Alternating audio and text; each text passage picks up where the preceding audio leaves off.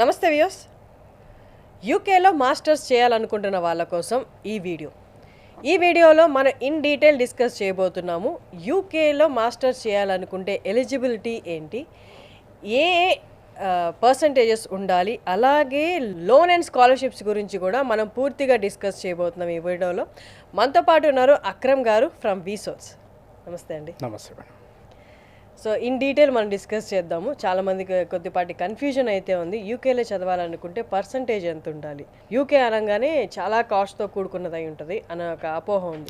ఒకసారి ఈ వీడియో మెయిన్గా స్ట్రెస్ చేస్తూ మనం ఫుల్ డీటెయిల్స్ చెప్పుకుందాం. మనకి మాస్టర్స్ కనుక చూసుకుంటే either US, UK, Canada, Australia, Germany, France, Ireland ఇలా వివిధ దేశాలకు వెళ్తున్నారు స్టూడెంట్స్.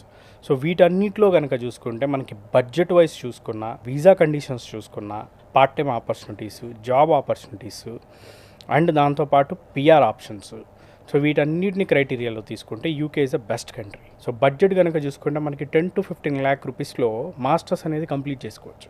ఇండియాలో ఉండగా అప్లై చేసేటప్పుడు కూడా వీసా రిజెక్షన్స్ అవ్వకుండా, ఎలాంటి ఇంటర్వ్యూ ప్రాబ్లమ్స్ లేకుండా ఈజీగా వీసా రావడం అనేది చాలా ఇంపార్టెంట్.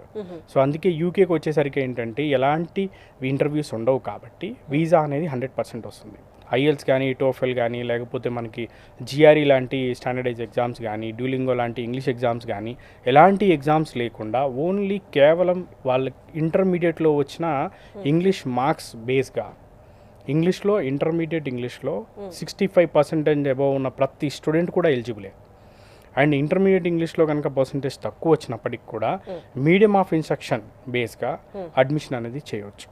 మీడియం ఆఫ్ ఇన్స్ట్రక్షన్ అంటే గ్రాడ్యుయేషన్ ఏదైతే ఉందో, it may be BTech or it may be degree ఏదైతే ఉందో అది ఏ లాంగ్వేజ్లో చేశారు.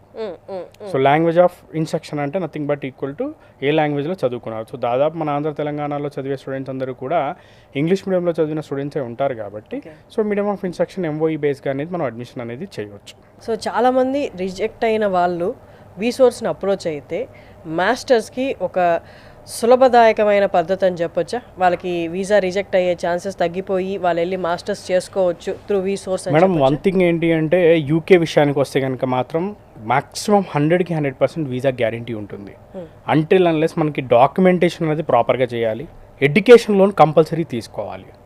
ఎడ్యుకేషన్ లోన్ అనేది చాలా ప్రాముఖ్యత ప్లే చేస్తుంది వీసా విషయంలో అయినా, ఈవెన్ క్యాష్ విషయంలో అయినా. క్యాష్ అంటే confirmation of acceptancy for studies. So UK immigration ద్వారా వచ్చే ఈ డాక్యుమెంట్ చాలా ఇంపార్టెంట్ డాక్యుమెంట్. వీసాకి వెళ్ళేటప్పుడు కంపల్సరీ ఈ డాక్యుమెంట్ అనేది కంపల్సరీ కావాలి. సో అది లేకుండా వీసా అనేది ఇష్యూ అవ్వదు. సో క్యాష్ రావాలన్నా మనకి ఎడ్యుకేషన్ లోన్ కావాలి. ఎడ్యుకేషన్ లోన్ ఉంది అంటే నథింగ్ బట్ ఏంటి అంటే స్టూడెంట్ ఫైనాన్షియల్లీ స్టేబుల్ అయినట్టు. సో అందుకే దాన్ని దృష్టిలో పెట్టుకొని మనకి వీసోస్ ఫిన్టెక్ ప్రైవేట్ లిమిటెడ్ అని చెప్పి ఫైనాన్స్ కంపెనీ ఉంది. సో దాని ద్వారా ఆల్మోస్ట్ మనకి 25 నేషనలైజ్డ్ బ్యాంక్స్ అండ్ ఎన్బిఎఫ్సిస్తో మనం టైఅప్ అయి ఉన్నాం. మన ఏ బ్రాంచ్ ఆఫీస్ విజిట్ అయినా, ఇట్ మే బి మనకి దిల్షుక్ నగరే అవనివ్వండి, అమీర్పేట అవనివ్వండి, జేఎన్టీవీ అవనివ్వండి, సో అన్ని బ్రాంచెస్లో కూడా ఒక ఫ్లోర్ డెడికేటెడ్లీ మనకి బ్యాంక్స్కి డెడికేట్ చేశాం, ఎన్బిఎఫ్సిస్కి మనం డెడికేట్ చేసాం. సో వాళ్ళని అప్రోచ్ అయ్యి లోన్ ప్రాసెస్ అనేది చేసుకోవచ్చు. So coming to education loan కూడా without any property, without any surety education loan అనేది రావడం జరుగుతుంది. మనం కూడా పాస్పోర్ట్ దగ్గర నుంచి వీసా వరకు టోటల్గా ప్రతి డాక్యుమెంటేషన్ మనమే చేసేస్తాం. స్టూడెంట్ కావాల్సిన డాక్యుమెంట్స్ ఏవైతే ఉంటే తీసుకొస్తే సరిపోతుంది. సో అన్నిటిని మనం కంప్లీట్ చేసి వీసా ఫైలింగ్ కూడా మనమే చేస్తాం.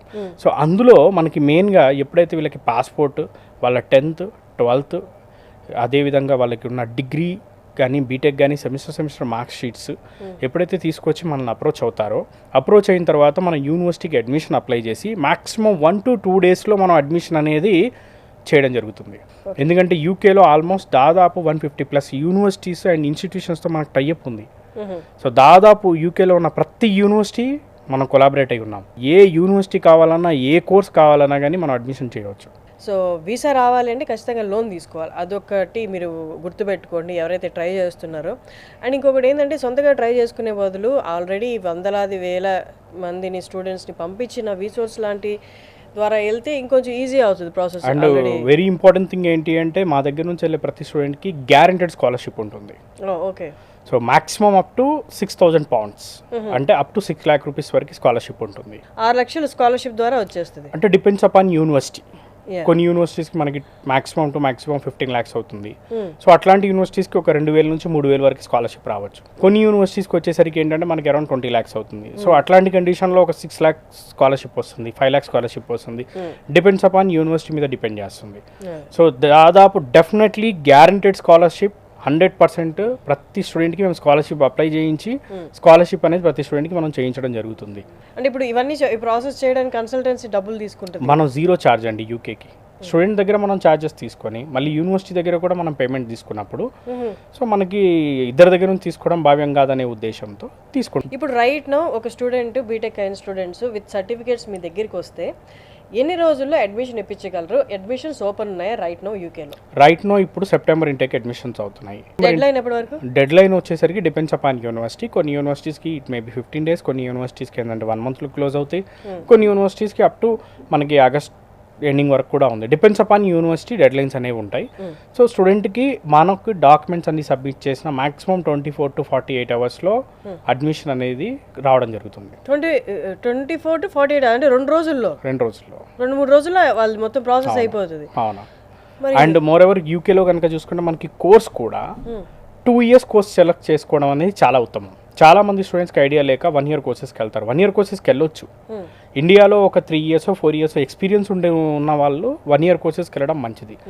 ఎవరైతే ఫ్రెషర్ స్టూడెంట్స్ ఉంటారో, జస్ట్ బీటెక్ కంప్లీట్ చేసిన వాళ్ళు, డిగ్రీలు కంప్లీట్ చేసిన స్టూడెంట్స్ అందరూ కూడా కంపల్సరీ వాళ్ళంతా కూడా సెలెక్ట్ చేసుకోవాల్సింది 2 years కోర్స్ సెలెక్ట్ చేసుకుంటే బెస్ట్. ఎందుకంటే 2 yearsలో 1 year కోర్స్ ఉంటుంది, 1 year ఇంటర్న్షిప్ ఉంటుంది. సో ఇంటర్న్షిప్ చేసుకోవడం వల్ల ఏంటంటే వాళ్ళకి యూకే ఒక ఎక్స్పీరియన్స్ వస్తుంది. ఆ ఇంటర్న్షిప్లో వాళ్ళకి శాలరీ కూడా వస్తుంది మంత్లీ. అండ్ మోర్ ఎవర్ యూకేలో ఉన్న ద బ్యూటిఫుల్ ఆప్షన్స్ ఏంటంటే పార్ట్ టైం కూడా అఫీషియల్గా 20 గంటలు చేయొచ్చు, అన్అఫీషియల్ కాదు, అఫీషియల్గా 20 గంటలు చేయొచ్చు. సో కాబట్టి in a week.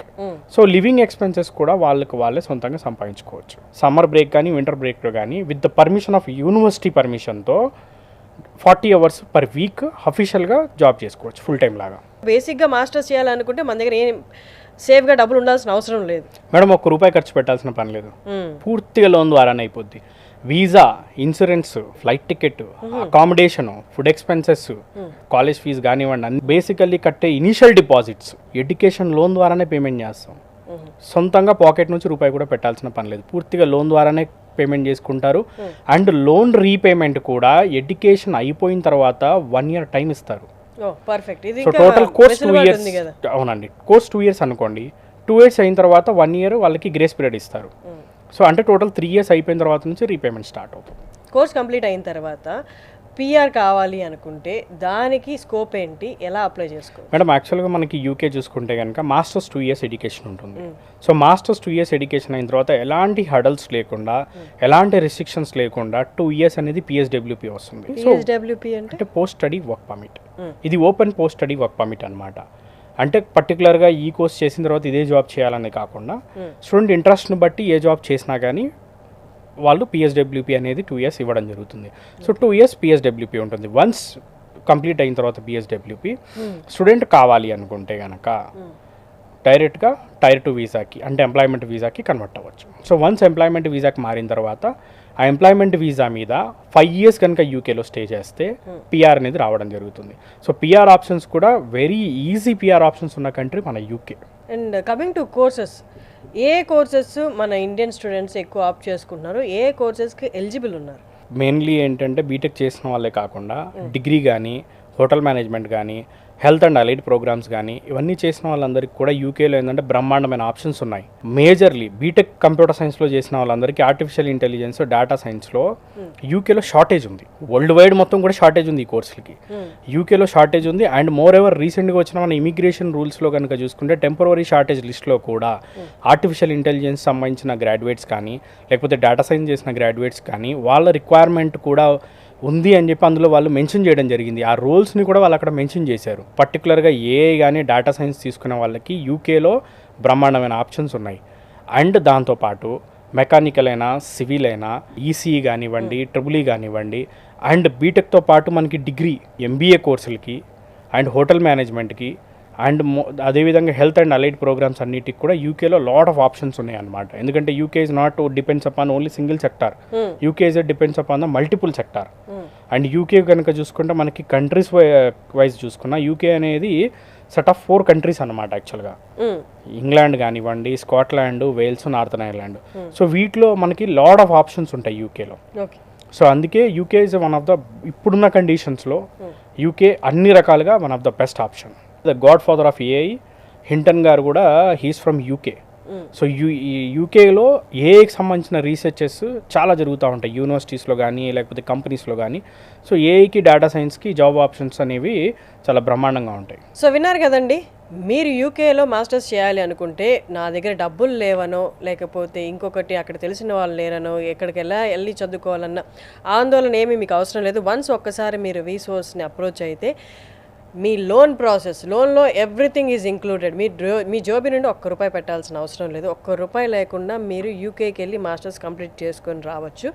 So resource వాళ్ళని మీరు కన్సల్ట్ అవ్వచ్చు. క్రింద డిస్ప్లే అవుతున్న నెంబర్కి ఒకసారి మీరు కాల్ చేస్తే ఇన్ డీటెయిల్ మీ ఎలిజిబిలిటీని బట్టి మీ ఏ యూనివర్సిటీస్కి అప్లై చేసుకోవచ్చు, ఎంత లోన్ ఇస్తారు అన్నది మీకు క్లియర్గా ఎక్స్ప్లెయిన్ చేస్తారు. థ్యాంక్ యూ అండి. Thank you.